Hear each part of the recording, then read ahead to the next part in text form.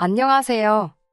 제가 세상에서 제일 싫어하는 사람이 두 부류가 있는데 그중 하나가 겉다르고 속다른 사람입니다. 그리고 저희 어머님이 딱 그런 분이셨어요. 어디서부터 이야기를 해야 할지 모르겠습니다만 아무튼 어머님 때문에 찌질한 남편과 이혼까지 하게 되었으니 이건 뭐 감사 인사라도 드려야 할까요? 남편과는 대학 시절부터 알고 지내던 사이입니다. 다만 그때부터 사귀었던 것은 아니고 본격적으로 연애를 시작한 건 남편이 직장에 들어간 이후였지요. 참고로 그때 남편 나이는 29으로 저에 비하면 사회생활을 좀 늦게 시작했어요. 저는 대학을 졸업하자마자 취업에 성공했거든요. 만난 지 2년 정도 되었을 무렵 남편이 먼저 결혼하자고 이야기를 꺼내왔어요. 저도 당시에 남편을 많이 사랑하고 있었으니 그 프로포즈를 거절할 이유가 없었지요. 그런데 막상 결혼 이야기가 오가면서 서로 재정 상태를 오픈하니까 아무리 남편이 저보다 늦게 사회생활을 시작했다는 사실을 감안하더라도 모아둔 돈이 너무 없더군요. 게다가 시댁이 자식들에게 손 벌릴 정도는 아니었지만 장가갈 아들한테 집은커녕 차라도 한 대 사줄 형편도 못 되었습니다. 그래서 이 결혼을 하는 게 맞는 건가? 마음이 많이 심란했어요. 그러다 결국 철딱서니 없이 친정부모님께 도움을 요청했습니다. 솔직히 한 살이라도 젊고 예쁠 때 웨딩드레스를 입고 싶다는 욕심이 있었기에 돈 때문에 남편이랑 헤어진 뒤 다시 누구를 만나서 어쩌고 할 시간이 없다고 생각했거든요. 지금 돌이켜보면 참 철이 없었던 거지요. 그리고 다행히 친정부모님께서는 남편이란 사람 자체는 좋게 봐주신 듯 했어요. 그래서 저희 쪽에서 결혼식과 신혼살림에 들어가는 비용이 100이라고 하면 그중 75를 부담하고 남편 쪽에서 25를 부담하게 되었습니다. 게다가 친정아버지께서 중고차 관련 사업을 하셨거든요. 그래서 개중에 정말 상태 좋은 저나 남편에게는 조금 과하다 싶을 정도의 외제차도 선물로 주셨습니다. 그런데 사람이 화장실 가기 전이랑 갔다 와서랑 마음가짐이 다르다더니 그게 딱 저희 어머님한테 하는 말이더라고요. 저희 어머님께서는 결혼 전에는 저만 보면 복덩이 하시더니 막상 저희가 식을 올리고 나니까 저를 부를 때마다야 너 하시기가 일쑤였습니다. 뿐만 아니라 어머님께서는 저와 모녀 사이처럼 지내고 싶다 하셨는데 말이 좋아 모녀 사이지 저를 대하시는 것과 신우를 대하시는 건 천지 차이였어요. 어머님이 저에게 기대하시는 딸 노릇이라 하면 어머님이 뭔가 필요하거나 갖고 싶을 때 그걸 사주는 말 그대로 물주의 역할이었달까요? 언젠가 한 번은 집에 있는 저를 갑자기 핸드폰 매장으로 불러내시더니 당신 핸드폰 기계를 바꿔달라 하신 적이 있습니다. 그것도 거의 200만 원에 육박하는 최신형 핸드폰으로요. 솔직히 전업주부이신 어머님께는 과하지 않나 싶대요. 그래서 제가 너무 비싸서 안 될 것 같다고 거절했어요. 그러자 어머님은 전에 보니 너네 엄마는 이거 쓰던데 당신은 왜 못 쓰냐고 따지시대요. 저희 친정어머니야 친정아버지가 사주셨거나 아무튼 당신 재산으로 사셨을 텐데 말이에요. 하지만 차마 그렇게 말할 수는 없었으니 아무튼 결국에 안 사드리기는 했는데 이후로 한 2주 동안 얼마나 삐져 계시던지 잘못한 것도 없이 제가 정말 죄인 모드였다니까요. 게다가 또 한 번은 당신도 취미생활로 골프를 치고 싶으시다며 저더러 골프채 세트를 사달라고 하셨습니다. 아시겠지만 골프채 세트가 몇만 원 가지고 될 일이 아니잖아요. 그래서 어머님께 제가 중고시장을 한번 찾아보겠다 했어요. 말이 나와서 말이지만 친정부모님이 재산이 좀 있다고 해서 그게 제 돈은 아니잖아요. 저는 이미 결혼하면서 친정부모님으로부터 큰 도움을 받았던지라 친정부모님께 더는 손 벌리고 싶지 않았고요. 특히 시부모님께 뭘 해드리기 위해서 친정부모님의 재산을 끌어올 생각은 추호도 없었지요. 세상 천지에 고생 안 한 사람이야 없겠지만 저는 저희 친정부모님 자식이다 보니 저희 친정부모님이 세상에서 고생을 제일 많이 하신 분들 같고 그러니 자식으로서 늘 애틋하고 감사한 마음이었거든요. 그리고 그렇게 힘들게 일궈놓으신 재산을 막말로 남 좋은 일 시키는데 쓰고 싶진 않았어요. 아무튼 본론으로 돌아와서 제가 중고시장에도 골프채 세트가 종종 올라오니 조금만 기다리시라 했습니다. 그러자 어머님께선 정말 불같이 화를 내시면서 니네 엄마가 치겠다고 했어도 중고를 사줬겠냐는 거예요. 이때는 정말 저도 화가 많이 나서 저희 어머니야 당신 재산이 있으시니 알아서 사서 쓰실 거라고 받아쳐버렸어요. 그러자 제가 재산 가지고 당신을 무시했다며 어찌나 통곡을 하시던지. 정말 조선시대였다면 석고대죄라도 해야 할 판이었다니까요. 그리고 처음엔 눈치채지 못했는데 어머님께선 제가 행여나 남편을 무시할까봐 늘 촉각을 곤두세우고 계셨어요. 저로서는 남편이 말 그대로 가진 게 없다는 걸 알면서도 시작한 관계였기 때문에 그쪽 부분으론 남편을 무시하고 그럴 이유가 전혀 없었는데 말이지요. 하지만 어머님은 당신의 자격지심 때문인지, 제가 남편에게 얼마나 잘하고 있는지, 남편을 고생시키진 않는지 그런 부분들을 끊임없이 묻고 따지셨습니다. 그리고 그중 하나가 운전이었지요. 저는 수능을 마치자마자 친정어머니의 권유로 면허를 땄어요. 그리고는 아버지가 대학교 입학 선물로 소형차도 한 대 사주셨고요. 그리고 그때는 주변에 운전하는 친구들이 많이 없었기 때문에 어린 마음에 괜시리 으스대고 싶대요. 그래서 차를 운전하는 날이 많았어요. 하지만 운전이란 게 저만 정신을 똑바로 차린다고 사고를 피할 수 있는 건 아니더군요. 그날도 저는 평소에 오가던 사거리에서 제 신호를 기다리고 있었습니다. 그런데 어떤 정신 나간 운전자가 신호를 무시하고 대기 중이던 저를 들이받은 거예요. 다행히 큰 부상은 피했지만 정신적 충격이 컸다고 해야 할까요? 그날 이후로부터 얼마 전까지 저는 운전대를 잡기가 어려웠으니까요. 그리고 남편은 이미 결혼 전부터 이 사실을 알고 있었어요. 그래서 저희 둘이 어디를 가건 운전이 필요하면 남편이 운전대를 잡는 게 일상이었지요. 친정아버지께서 남편에게 차를 주셨던 것도 그런 남편에게 당신 나름대로 고마움을 표현하신 거고요. 하지만 어머님께서는 저희 친정아버지가 차를 해주셨다는 사실은 온데간데 없이 잊으시고 그저 운전대를 잡은 당신 아들만 불쌍해 보였던 모양이에요. 어머님께서는 운전대를 잡은 남편을 발견할 때마다 제가 당신 아들을 무슨 머슴 부리듯 부린다고 생각하신 건지 저더러 왜 운전을 못하냐고 다그치기 일쑤셨습니다. 그럴 때마다 저는 그런 어머님이 야속하기도 했지만 동시에 시어머니는 시어머니구나 생각하며 어머님을 이해하려 했고요. 그런데 그런 대화가 있고 얼마 지나지 않았을 때였어요. 신우가 남자친구 어쩌고 하며 이야기를 꺼내더니 자기도 면허를 따야겠네 어쩌네 하는데 어머님께서 대본에 네 남자친구가 운전하면 되지. 네가 뭐하러 면허를 따냐고 그러시는 거예요. 어이가 없어서 제가 어머님을 한번 쳐다봤습니다. 그러자 어머님께서 하시는 말씀이 신우 손 좀 보래요.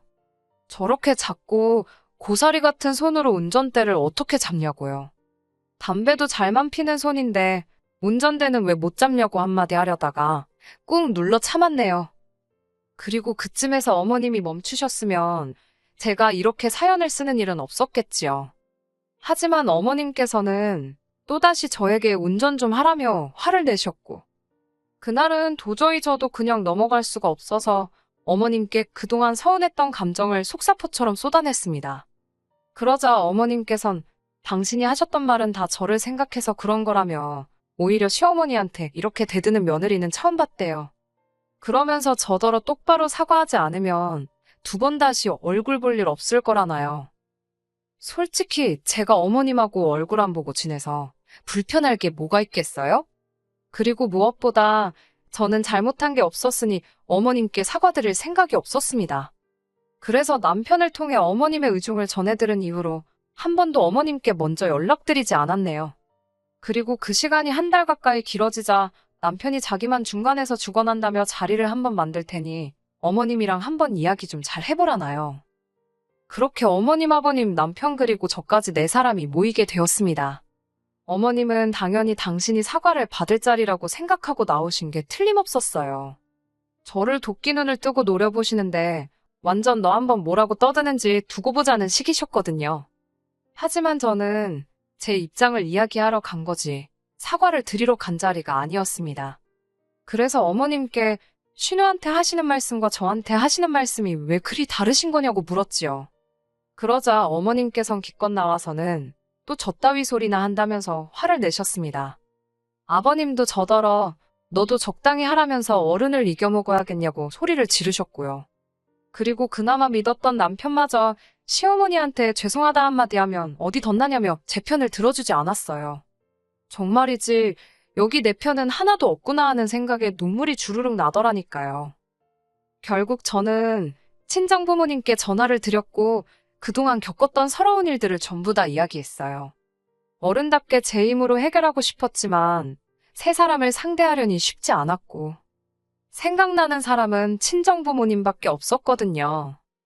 그리고 이튿날 오전 10시쯤 되니 친정부모님께서 저희 집 초인종을 누르셨습니다. 남편은 저희 친정부모님이 오시는 건 모르고 있었기에 특히 저희 친정아버지를 보고는 진땀을 빼대요. 친정아버지께서 남편을 앞에 앉혀두곤 왜 어머님이 그런 식으로 저를 대하시는지 대놓고 물으셨어요. 그러자 남편이 한다는 말이 어머님은 나쁜 뜻으로 그런 게 아니랍니다. 딸 같아서 그러신 거고 요새 여자라면 운전 정도는 하는 게 좋지 않겠냐 그런 뜻으로 이야기하신 건데 제가 너무 예민하게 받아들인 거라나요. 그리고 신우일은 동생이 아직 어리다 보니 어머님이 보호 차원으로 운전하지 말라고 하신 거고 나름대로 어쩌고저쩌고 변명은 해대는데 솔직히 말 같지도 않았어요. 저희 친정아버지도 그다지 귀담아 듣지 않으시는 눈치였고요. 그리고 그날 점심 급하게 시부모님과 저희 친정부모님 그리고 저희 부부까지 6명이 만나게 되었습니다. 저희 친정아버지 성격이 원래 쇳불도 당김에 빼랬다고 뭔가 하시겠다 생각하면 빨리빨리 처리해 나가시거든요. 아무튼 그렇게 식당에 도착하니 시부모님이 먼저 와 계시대요. 양가 부모님께서 짧게 인사를 나누셨고 저희 친정아버지가 먼저 자리를 공짜로 빌릴 순 없으니 주문을 하자 하셨습니다. 그렇게 각자 불고기 정식 하나씩 시키고 저희 친정아버지가 먼저 말문을 여시대요. 사부인께서 저희 딸아이를 그렇게 아껴주시고 생각하시느라 애정어린 잔소리를 하셨다 들었는데 맞냐고요. 그러자 어머님이 냅다 맞다고 그런 마음으로 한 거라고 하셨습니다.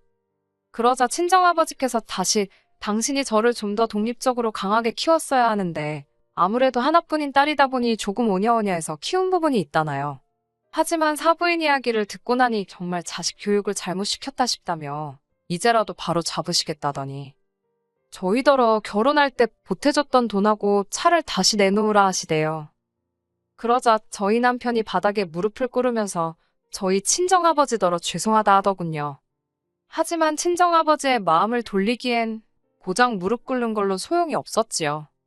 친정아버지가 저희더러 집을 팔든 어쩌든 다음 주까지 2억을 만들어 놓으라 하셨습니다. 그리고는 앞에 꿇어앉은 남편더러 차키도 지금 당장 내놓으라 하셨고요. 그러자 남편이 정말 나라 잃은 표정이라고 해야 할지 넋이 나간 사람 마냥 차키를 저희 친정아버지 손바닥에 올려놓대요. 그제서야 어머님께선 상황이 단단히 잘못 돌아가고 있다고 느끼신 모양이었어요. 아무리 그래도 이렇게까지 하실 필요가 있냐면서 당장 그럼 애들은 어디 가서 살라는 거냐 그리고 저희 아들은 출퇴근은 어떻게 하라는 거냐며 저희 친정아버지께 따지듯 물으셨거든요. 하지만 친정아버지께서 그런 어머님에게 애들도 성인인데 그런 건 충분히 알아서 할 수 있을 거라며 사부인도 마음의 짐을 좀 내려놓으시라 한마디 하실 뿐이었습니다. 솔직히 상황 자체가 심각하긴 했지만 어머님이 발동동 구르는 모습을 보고 있으니 고소하단 생각밖에 안 들대요. 그렇게 친정부모님은 본가로 내려가셨고 저와 남편은 집으로 왔습니다. 남편이 거실에서 원망 섞인 눈초리로 한동안 저를 노려보더니 이를 이렇게까지 키웠어야 했냐면서 앞으로 어떻게 살려고 그러냐는 거예요. 그래서 제가 우리 둘 다 맞벌이 하는데 아무려면 오피스텔 전세 하나 못 들어가겠냐고 했어요. 그리고는 돈은 얼마나 모았냐고 물어봤지요. 그러자 남편이 한다는 말이 모아둔 돈이 어딨냐고 그래요. 집도 해결되었겠다. 차도 있겠다. 부족한 게 없고 필요한 것도 없어서 그동안 버는 족족이 다 시댁에 퍼졌답니다. 진짜 황당하고 어이가 없더라고요. 사실 식당에서 나올 때만 하더라도 남편이 어떻게 나오냐에 따라 친정아버지한테 다시 한번 잘 말씀드려봐야겠다. 그렇게 생각하고 있었거든요. 저도 당장 차가 없으면 불편한 것도 사실이었고 집 팔고 이사할 생각하니 엄두가 안 났으니까요. 그런데 남편이 보여주는 뻔뻔한 태도는 그런 제 마음을 바꾸기에 충분했습니다. 그래서 결국 고민 끝에 저는 남편과 이혼을 결심했어요. 남편에게 이혼 서류를 내밀던 날 남편은 어머님이 운전 좀 하라고 했다고 일을 이렇게까지 만드냐면서 저더러 한다는 소리가 네가 무슨 드라마 주인공인 줄 아냐입니다. 원래 며느리는 시어머니한테 싫은 소리도 좀 들을 수 있고 자기도 저희 아버지한테 무릎까지 꿇는 거 보지 않았냐면서. 원래 다들 저희처럼 사는 건데 제가 너무 오바를 한다나요. 남편의 말이 완전히 틀렸다곤 생각하지 않아요. 하지만 그것도 같이 살고 싶은 마음이나 의지가 있을 때 이야기지요. 저는 오만정이 다 떨어져 버린 상황이라서 굳이 그렇게까지 버티고 싶지는 않더라고요. 그리고 지금 저는 남편과 이혼 소송 중입니다. 협의 이혼을 요구한 저에게 남편이 말 같지도 않은 위자료를 요구해서 어쩔 수 없이 시작했지요. 별 걱정은 없지만 제 예상보다 길어지는 게 짜증이 나네요. 집은 팔았고 친정아버지께 돈도 돌려드렸어요. 이후로 저는 오피스텔에서 생활하고 있고 남편은 본가로 들어갔다 들었습니다. 사람이 독립적이어야 된다고 외치시던 어머님께선 정작 30대 중반에 한번 갔다 온 아들을 품고 살게 되셨으니 인생 참 재밌네요. 한편 저는 운전도 다시 시작했습니다. 몇 년 만이라 도로 연수부터 다시 시작했는데 처음 며칠은 손발이 정말 덜덜 떨리더라니까요. 아무튼 어머님의 말 한마디로 제 인생이 좋은 쪽으로 흘러가게 되었잖아요. 언젠가 감사 인사라도 한번 전해야 할까요? 어떻게 사연을 마무리해야 할지 모르겠네요. 아무튼 저는 지금은 잘 지내고 있어요. 무수히 많은 이야기들 중 하나였을 텐데 들어주셔서 감사합니다. 끝까지 들어주셔서 감사합니다. 오늘의 사연은 여기까지입니다. 구독과 좋아요, 알람 설정 부탁드리고 더 좋은 사연으로 다시 찾아뵙겠습니다. 감사합니다.